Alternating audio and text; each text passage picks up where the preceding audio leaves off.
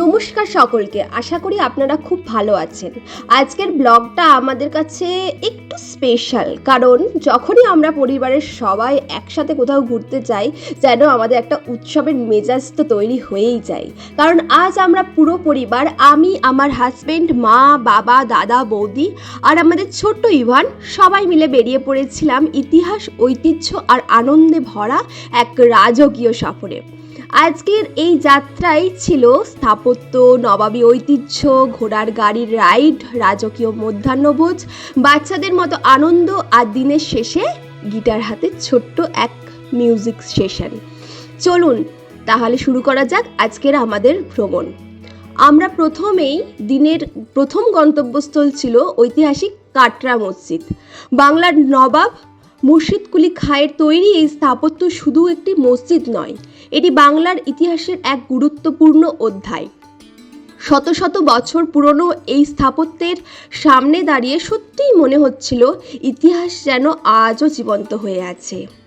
ভ্রমণের আসল মজাই হলো ছোট্ট ছোট্ট বিরতি। কাটরা মসজিদ থেকে বেরিয়ে আমরা রাস্তার ধারে একটি দোকানে থামলাম।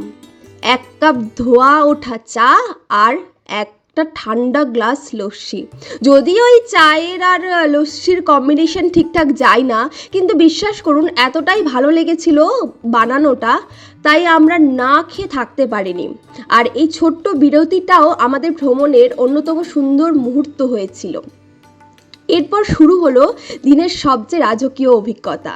হাজারদুয়ারির মূল প্রবেশদ্বার থেকে আমরা হাঁটিনি, আমরা সবাই মিলে চড়লাম ঘোড়ার গাড়িতে।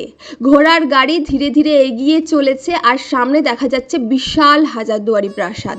সত্যি বলতে কয়েক মিনিটের জন্য মনে হচ্ছিল যেন আমরা নবাবদের আমলে ফিরে গেছি। অবশেষে পৌঁছে গেলাম মুর্শিদাবাদের গর্ব হাজারদুয়ারি প্রাসাদে। 1000 দরজার এই রাজকীয় প্রাসাদ শুধু স্থাপত্য নয়, এটি ইতিহাস, সংস্কৃতি আর ঐতিহ্যের এক অমূল্য সম্পদ। জাদুঘরে সংরক্ষিত অস্ত্র, রাজকীয় আসবাব, বিরল শিল্পকর্ম আর নবাবী আমলের নানা স্মৃতি সত্যি আমাদের মুগ্ধ করে দিয়েছে। এরপর আমরা ঘুরে দেখলাম নিজামত ইমামবাড়া, বাচ্চাওয়ালি তোপ, মদিনা মসজিদ এবং আশেপাশের ঐতিহাসিক নিদর্শন। এতক্ষণ ইতিহাসের মাঝে ঘোরাঘুরি করার পর এবার পেট পুজোর পালা। দুপুরের খাবার খেলাম হাজারদুয়ারি প্যালেসের রেস্টুরেন্টে। একেবারে নবাবী ধাঁচের খাবার, রাজকীয় পরিবেশ আর পরিবারের সঙ্গে একসঙ্গে বসে খাওয়ার আনন্দটাই আলাদা। মনে হচ্ছিল যেন আমরা নবাবদের অতিথি হয়ে সেই সময়ের ঐতিহ্যবাহী আতিথেয়তার স্বাদ উপভোগ করছি। এমন একটি লাঞ্চ আমাদের পুরো সফরকে আরও বিশেষ করে তুলেছিল। ইতিহাসের শেষ অধ্যায় এবার শুধুই মজা। ফেরার পথে আমরা ঢুকলাম সুজলা ট্র্যাম্পোলিন পার্কে। শুধু ইভান নয়, আমরা সবাই ছোট্ট বাচ্চা হয়ে গেলাম সেখানে গিয়ে। লাফালাফি, হাসাহাসি, দৌড়ঝাঁপ আর অগণিত মজার মুহূর্ত। দিনের সবচেয়ে প্রাণবন্ত সময়টা বোধহয় সম্ভবত এখানেই কাটিয়েছিলাম। এত মজা করার পর শুধু একটু বিশ্রামের জন্য ঢুকেছিলাম সুন্দর একটি ক্যাফেতে। গরম কফি, হালকা টিফিন আর আরামদায়ক পরিবেশ। হঠাৎই চোখে পড়ল সামনে একটা গিটার। তারপর আর কি, আমরা সবাই মিলে গিটার বাজালাম, প্রিয় গান গাইলাম, হাসলাম আর উপভোগ করলাম দিনের শেষ কয়েকটা সুন্দর মুহূর্ত।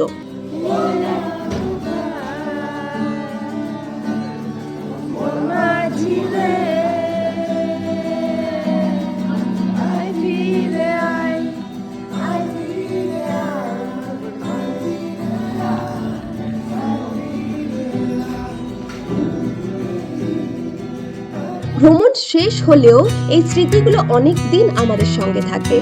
ভ্রমণ মানেই শুধু নতুন জায়গা দেখা নয়, ভ্রমণ মানে পরিবারের সঙ্গে সময় কাটানো, একসঙ্গে হাসাহাসি, একসঙ্গে খাওয়া দাওয়া, একসঙ্গে নতুন নতুন স্মৃতি তৈরি করা। আজকের এই সফর ঠিক সেটাই উপহার দিয়েছিল আমাদের। আপনারাও যদি মুর্শিদাবাদে আসেন তাহলে কাটরা মসজিদ, হাজারদুয়ারি প্রাসাদ, নবাবী লাঞ্চ, সুজলা ট্র্যাম্পোলিন পার্ক আর দিনের শেষে একটি সুন্দর ক্যাফেতে কিছুটা সময় কাটাতে একদম ভুলবেন না। ভিডিওটি যদি ভালো লেগে থাকে অবশ্যই লাইক কমেন্ট তো করবেন, আর আজকের কোন মুহূর্তটি আপনাদের সব থেকে ভালো লেগেছে অবশ্যই জানাবেন। কিন্তু পরের ব্লগে আবার দেখা হচ্ছে, ততদিন সুস্থ থাকুন, ভালো থাকুন, ধন্যবাদ।